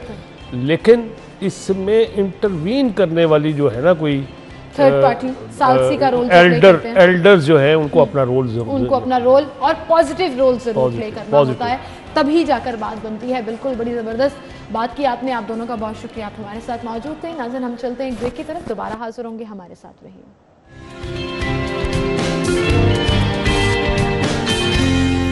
Welcome back. एक बार नमस्कार, फिर से आपको खुशामदीद कहेंगे। बड़ा इंटरेस्टिंग सेगमेंट लेकर आई हूँ आपके लिए जी। एक तरफ तो हमने बड़ी इंपॉर्टेंट डिस्कशन की एंड आई एम श्योर बहुत से सवालात उसने आपके जहन में छोड़े होंगे और बहुत कुछ आप रीथिंक कर रहे होंगे अपने अपने रवैयों में कि कैसे हमें बेहतर बनाना है। वहीं पर कुछ चीज़ें लग्जरी में भी आ जाती हैं, कुछ चीज़ें ज़रूरत में भी आ जाती हैं, और वो है अपना ख्याल रखना। किसी भी सूरत अपना ख्याल रखना नहीं छोड़ना चाहिए। और आज जो हमारा ये सेगमेंट है उसमें मैं आपको बताऊंगी, मौसम चेंज होता है अमूमन और फॉल का सीज़न आता है तो ये कहा जाता है कि बाल गिरना शुरू हो गए, बाल कमज़ोर होना शुरू हो गए हैं, ड्राई होना शुरू हो गए हैं, बालों की हेल्थ जो है वो डैमेज हो जाती है मौसम चेंज होने से। कैसे इससे बचा जा सकता है इन अ वेरी इकोनॉमिकल वे और हर्बल तरीके से, जो एक्चुअली आपको सिर्फ बेनिफिट्स देगा, कोई नुकसान नहीं होगा। इस पर हम बात करेंगे। डॉक्टर फैसल हमारे साथ मौजूद हैं, हर्बलिस्ट, और वो आज हमारे पास बड़ी मज़े मज़े की चीज़ें लेकर आए हैं और मुझे तो बड़ा, मैं एंजॉय करने वाली हूँ सेगमेंट को। आई एम श्योर आप भी एंजॉय करेंगे। अस्सलाम वालेकुम सर। वालेकुम अस्सलाम सर, क्या हाल है? अल्हम्दुलिल्लाह। ये मुतसमैत मैं कहूँगी हर एक का प्रॉब्लम है। आजकल मेरे बाल बहुत ख़राब हो रहे हैं, बहुत से लोगों के, मेरे प्रोड्यूसर साहब शिकायत कर रही होती है मेरे बाल खराब हो गए। वो एक तरह का फ्रिज सा आ जाता है। हाँ बिल्कुल, वो बाल फॉल में फॉलिंग स्टार्ट हो जाती है ना, हेयर फॉलिंग, ये मंजूर नहीं है हमें। सेट नहीं हो रहे होते, थोड़े बिखरे बिखरे से हो जाते हैं। अच्छा, एक तो सबसे पहले आपको अपने टॉयलेट में प्रोडक्ट्स चेंज करनी पड़ती हैं। ठीक है, ठीक है। हेयर प्रोडक्ट्स जितनी भी हैं आपको वो चेंज कर लेनी चाहिए सर्दियों के हिसाब से। अच्छा। शैम्पू वो रखने चाहिए जो ऑयल बेस्ड हो। ठीक है। जैसे आप देखें मार्केट में बहुत सारे शैम्पू मिल जाएंगे जिस पे लिखा होगा cocoa butter shampoo, argan oil shampoo, इस तरह की चीज़ें, ऑलिव ऑयल के साथ, आलमंड ऑयल के साथ या आलमंड क्रीम के साथ। तो एक तो इस तरफ चले जाना चाहिए जो थोड़े से एक्स्ट्रा मॉइस्चराइजिंग शैम्पूज होते हैं। ये तो हो गया शैम्पू के हवाले से। अदरवाइज़ घर में बहुत सारी ऐसी चीज़ें हो सकती हैं, बहुत सारी ऐसी केयर हो सकती है जो आप रेगुलर बेस पे करते रहें। ठीक है। तो आपके बाल हेल्दी भी रहेंगे और ये सीज़न का जो प्रॉब्लम है ये ख़त्म हो जाएगा। बिल्कुल सही। और ऑथेंटिक टोटके हमें बड़े पसंद आते हैं डॉक्टर साहब, कि घर पे हम कैसे अपनी कोई खुद से प्रोडक्ट बनाएं और वो अप्लाई करते हैं। तो सबसे पहले मैं चाहूँगी कि हम हेयर ऑयल से स्टार्ट करें, जो आज आप हमें बनाना सिखाने वाले हैं। और ये वो बेसिक चीज़ें हैं जो हर घर में, हर किचन में अवेलेबल हो, बिल्कुल ईजिली अवेलेबल होती हैं। मैं थोड़ा सा आगे हो जाऊँ ताकि बताना आसान हो। इसमें हम इंग्रेडिएंट्स बता देते हैं क्योंकि ऑब्वियसली यहाँ पे हम तैयार करके नहीं दिखा सकते। इसमें हमने लेना है ऑयल, ठीक है, कोई सा भी ले लीजिए, आलमंड ले लीजिए, ऑलिव ले लीजिए, कोई सा भी, लेकिन बेस्ट रहता है सेसमी, जिसको हम तिलों का तेल कहते हैं। तो 500 ml हमने लेना है तिलों का तेल। ठीक है। उसमें हमने लेना है एक चुकंदर, ठीक है, मीडियम साइज़ का, एक हमने लेना है कद्दू, ठीक है, एक प्याज, ठीक है, तकरीबन 1 इंच का हमने इतना पीस अदरक का ले लेना है, और हमने थोड़े से मुट्ठी भर कड़ी पत्ता ले लेना है। ठीक है। इन सब चीज़ों को हमने काट के छोटे छोटे पीसेस में काट के और तेल में डाल के हल्की आंच पे कढ़ाई में पकने रख देना। कोशिश कीजिए कि कढ़ाई जो सी है वो लोहे की हो। ठीक है, ताकि वो जितनी देर भी पकती रहे, हाँ, उसको हमने अच्छा खासा पकाना। और हाँ, हल्की आंच पे काफ़ी देर हमने पकाना है क्योंकि ये सारी चीज़ें अपना अपना पानी छोड़ेंगी। उस पानी को हमने ख़त्म करना है और सिर्फ ऑयल बच जाएगा पीछे। जब ये बिल्कुल तकरीबन तैयार हो जाए और चीज़ें सारी गल जाएंगी उसमें, हाँ जल जाएंगी उसमें तकरीबन, और जब लगे आपको कि पानी ख़त्म हो गया, अगर इसमें पानी रह जाएगा तो फिर ऑयल ख़राब हो जाएगा। तो इसकी एहतियात रखनी है कि पानी जब इसका बिल्कुल एवोपरेट हो जाए तो फिर आपने आखिरी चीज़ डालनी है कड़ी पत्ते की। अच्छा, कड़ी पत्ता सबसे लास्ट में, जब ऑलमोस्ट तैयार बिल्कुल, जिस वक्त उसको बस हमने हल्का सा करके और उसको उतार के रख देना है। 24 घंटे के लिए इसको एज इट इज़ छोड़ दीजिए। ठीक है, खुले बर्तन में, खुले बर्तन में जिस कढ़ाई में बनाया उसी में छोड़ दीजिए। 24 घंटे के बाद इसको आपने किसी भी मलमल के कपड़े में डाल के और अच्छी तरह से इसको निचोड़ के आपने निकाल लेना। ठीक है, बस ये आपका एक बेहतरीन टाइप का हेयर ऑयल तैयार हो जाता है जो आपके स्कैल्प को भी नरिश करता है, आपके बालों को भी हेल्दी करता है, शाइनी करता है, और जो हम कहते हैं दो मुँहे बाल हो गए, स्प्लिट एंड्स जिसको हम कहते हैं, उन सब चीज़ों को ये एक हेयर ऑयल जो उनसे बड़ी आसानी के, मतलब आसानी के साथ, ज़बरदस्त जी, विदिन 2 वीक्स आपको अपने बालों में बिल्कुल, और इतने कोई मुश्किल इंग्रेडिएंट्स भी नहीं है घर में, आप सब्जी की टोकरी से उठाएं, आपका 200-250 रुपए का हेयर ऑयल तैयार हो जाएगा। बिल्कुल सही। और हेयर ऑयल लगाने की फ्रीक्वेंसी क्या होती है डॉक्टर साहब? बेहतर रहता है कि हफ्ते में 2 दफ़ा, हफ्ते में 2 दफ़ा, हफ्ते में 2 दफ़ा। और इसकी तरीका ये होना चाहिए कि थोड़ा सा लेके और इसको सिर्फ आपने बालों की जड़ों में लगाना है। ठीक है, पूरे बालों में लगाने का कोई फ़ायदा नहीं होता, इसको आपने जड़ों में लगाना है ताकि जड़ें मजबूत हों। और स्प्लिट एंड्स पर भी लगाने का कोई फ़ायदा नहीं होता। उसके लिए आपको एक सीरम बताऊंगा कि वो कैसे लगाना है आपने। तो हेयर ऑयल का सबसे अच्छा तरीका ये है कि सिर्फ आपने रूट्स में लगा के हल्के हाथों से 10 से 15 मिनट मसाज करना है, ठीक है। 1.5-2 घंटे के लिए छोड़ दीजिए और फिर शैम्पू। और जो हम सारी रात ऑयल लगा के छोड़ देते हैं इतना मुनासिब नहीं है, नहीं मुनासिब, ठीक है। 2-2.5 घंटे काफ़ी होते हैं। 2-2.5 घंटे काफ़ी हैं जी। उसके बाद आप शावर लें, रिंस कर लें और बाल देखें आपके बड़े हेल्दी से आपको महसूस भी होंगे। और ऑर्गेनिक चीज़ों पे वैसे ही हमें बड़ा ज़्यादा ट्रस्ट आता है। और सब नेक्स्ट प्रोडक्ट आप हमें क्या? नेक्स्ट चीज़ जो आपको बता देता हूँ मैं, वो है एक कंडीशनर। अच्छा, ठीक है। अब मैं इसको बताऊँ, उठा सकता हूँ? जी आप उठाइए, कैमरा आपको कैप्चर कर लेगा। ये मैंने ओट्स या बारले, जो रोल्ड ओट्स होते हैं या बारले, कोई भी चीज़ ले लीजिए, दोनों में से दलिया, जिसे आम जबान में दलिया कहते हैं। ठीक है, दोनों में से चाहे ओट्स का ले लें चाहे बारले का ले लें। ठीक है। ये हमने तकरीबन 3 टेबल स्पून लिए, उसको हमने दूध में भिगो के रख दिया। ठीक है। जब ये बिल्कुल नरम हो जाएंगे तो हमने इसको डालना है ब्लेंडर में। इसके साथ हमने 1 अंडा डालना है जी, और 1 टेबल स्पून हमने शहद का डालना है। ठीक है। इसको ब्लेंड कर लीजिए और ये आपका एक बेहतरीन कंडीशनर तैयार होगा। तो इसमें वो जरे नहीं आ जाएंगे? थोड़ी से आ जाएंगे, कोई बात नहीं। और अगर अंडे की स्मेल कुछ लोगों को बड़ा तंग करती है, उसमें यह है कि जो दूध है ना, या कोई भी ऑयल आप डाल लें, ऑयल जो होता है वो अंडे के स्मेल को काट देता है। ठीक है। जब आप धोएंगे तो उसके बाद आपको अंडे की स्मेल नहीं आएगी। तो अगर आपको या किसी को भी अंडे के स्मेल से थोड़ा सा प्रॉब्लम है तो उसमें 1 टेबल स्पून कोई सा भी ऑयल डालें। कोई सा भी ऑयल। ज़बरदस्त जी, ये तो आप गंदम या जौ का दलिया लें, अंडा डालें, बीच में शहद डालें और उसको ब्लेंड कर लें और इसको तकरीबन आधे घंटे के लिए बालों पे लगाएं। उसके बाद वॉश कर लें। आप देखें आपके बाल कितने सिल्की और स्मूथ हो जाते हैं। ज़बरदस्त जी। और अब हम चलते हैं अपने सीरम की तरफ, ताकि बगैर किसी टाइम को ज़ाया किए हम आपको अगली प्रोडक्ट भी बताएं। ये तो मुझे लग रहा है रैपिड फायर हो रहा है। मैं चाहती हूँ थोड़े टाइम में जितना लोग सीख लें उतना ही उनका भी फायदा हो ठीक हो गया। तीनों एक पूरा पैकेज कंप्लीट हो जाए। हेयर ऑयल हो गया, कंडीशनर हो गया, और आखिर में हमने लगाना है बालों में सीरम। उसके लिए 3 चीज़ें हैं। एलोवेरा जेल जी, ठीक है, इसको हम थोड़ा सा डिमोन्स्ट्रेट कर सकते हैं तो दिखा देते हैं कि ये कैसे बनेगा। 2 टीस्पून हमने ले लिया एलोवेरा जेल जी। 1 टीस्पून हमने लेना है ये अलसी का जेल, जिसको हम फ्लैक्स सीड्स कहते हैं जी, अलसी, उसका जेल। ये घर में बना लें, पानी में डाल के उसको पकने रख दें, थोड़ी देर में वो थिक हो जाएगा, उसको छान लें। और ये बना बनाया भी मिल जाता है? नहीं, बना बनाया नहीं मिलेगा, ये आपको घर में बनाना पड़ेगा। ठीक है। और तीसरी चीज़ जो हम इसमें डाल रहे हैं, ये हमारा आ गया विटामिन ई का ऑयल। ये तकरीबन बस हमने आधी से कम टीस्पून डाल के, ठीक है, इसको आप मिक्स करके रख लीजिए। ये आपका एक वक्त का सीरम तैयार होगा। अरे ज़बरदस्त। और ये नहाने के बाद गीले बालों में आप नहाने के बाद इसमें से आपने बस इतना सा लेना, दोनों हथेलियों पे मलें और बालों की जो लेंथ है उस पे लगाएं। और इससे क्या फ़ायदा होगा? इससे फ़ायदा ये होगा कि जैसे आप लोग ब्लो ड्राई करती हैं ख़वातीन, या कोई केमिकल यूज़ किए होते हैं, उससे जो दरमियान से बाल टूटते हैं और डैमेज हो जाते हैं तो वो रिपेयर हो जाएंगे डेली बेसिस। बाल वीक नहीं होंगे और मजबूत होंगे। तो जितने हम प्रोडक्ट्स अप्लाई करते हैं या आयरनिंग करते हैं या ब्लो ड्राई करते हैं, उनसे बचत जो है वो उसकी हो सकेगी। डॉक्टर फैसल, आपने बड़ी ज़बरदस्त 3 चीज़ों की रेसिपी क्या इंग्रेडिएंट्स और पूरा उसको बनाने का तरीका लोगों को बता दिया। एंड आई एम श्योर आप इससे फ़ायदा ज़रूर उठाएंगे, क्योंकि फ़ायदा नहीं उठाएंगे तो कोई फ़ायदा नहीं होने वाला आपके बालों को। बाल बेहतर करने हैं, हेल्दी करने हैं, लंबे करने हैं और बेहतर करने हैं। तो ये 3 चीज़ें, इनमें से आप एक भी अप्लाई करके ट्राई करना शुरू कर दें, आपका खुद दिल करेगा कि आप अगली प्रोडक्ट भी खुद बनाएं और उसको इस्तेमाल करें। थैंक यू सो मच आपकी तशरीफ आवी के लिए। और हम चलते हैं एक ब्रेक की तरफ, दोबारा हाजिर होंगे।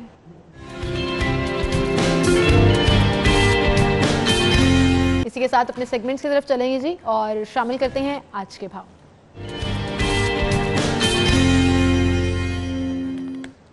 जी, सब्जियां और फल किस कीमत पर मिल रहे हैं ओपन मार्केट में, रुमेल हमें बताएंगे। रुमेल, बताइएगा।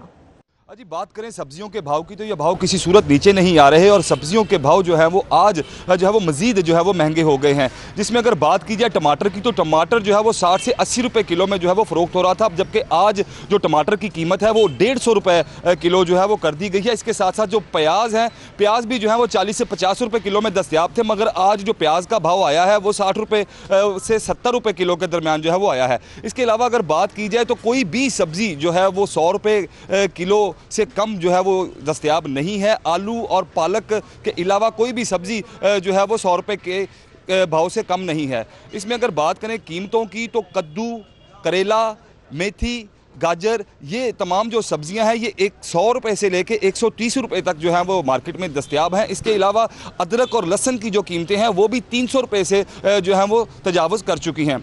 शहरियों का ये कहना है कि सब्जियों की जो कीमतें हैं इनको कंट्रोल करने वाली जो कमेटियां हैं वो कहाँ हैं, कहीं भी प्राइस कंट्रोल कमेटियों का जो अमल दखल है वो नज़र नहीं आता। प्राइस कंट्रोल कमेटियां सिर्फ जो है वो लिस्टें बनाने तक जो है वो महदूद हैं और लिस्टों पर भी जो है वो अमल दरामद नहीं किया जाता। दुकानदार हजरात का ये कहना है कि जो कीमतें हैं इनका तयन जो है वो मंडी में किया जाता है, आड़तियों की जानिब से हमें जो महंगा माल दिया जाता है इसी हवाले से जो है वो हमें कीमतें ज़्यादा जो है वो करके सब्जियाँ बेचना पड़ती हैं। कोई मैकेनिज़्म नहीं है सब्जियों की कीमतों को तयन करने का, उनको कीमतों को जो है वो कंट्रोल करने का, जिसके हवाले से अवाम खासे परेशान है और सब्जियों को महंगे दामों खरीद कर जो है वो काफ़ी मुश्किलात का शिकार हैं। जी रोमेल, आपका बहुत शुक्रिया, आप हमारे साथ मौजूद थे। इसी के साथ अगले सेगमेंट की तरफ चलेंगे और माल का हाल शामिल करेंगे।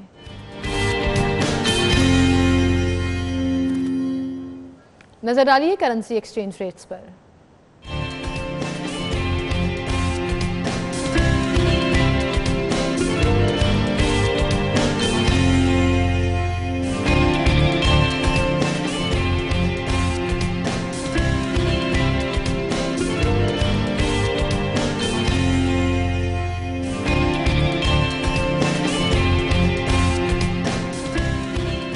और अब अगला सेगमेंट शामिल करेंगे एक दिन एक नेकी।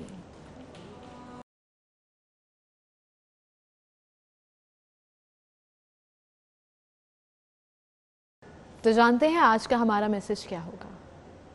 नहमदुहु व नसल्ली अला रसूलिहिल करीम, अम्मा बाद, वक़ाल अन्नबी सल्लल्लाहु अलैहि वसल्लम वल हयाउ शुअबतुम मिनल ईमान औ कमा क़ाल अलैहि सलातु वस्सलाम।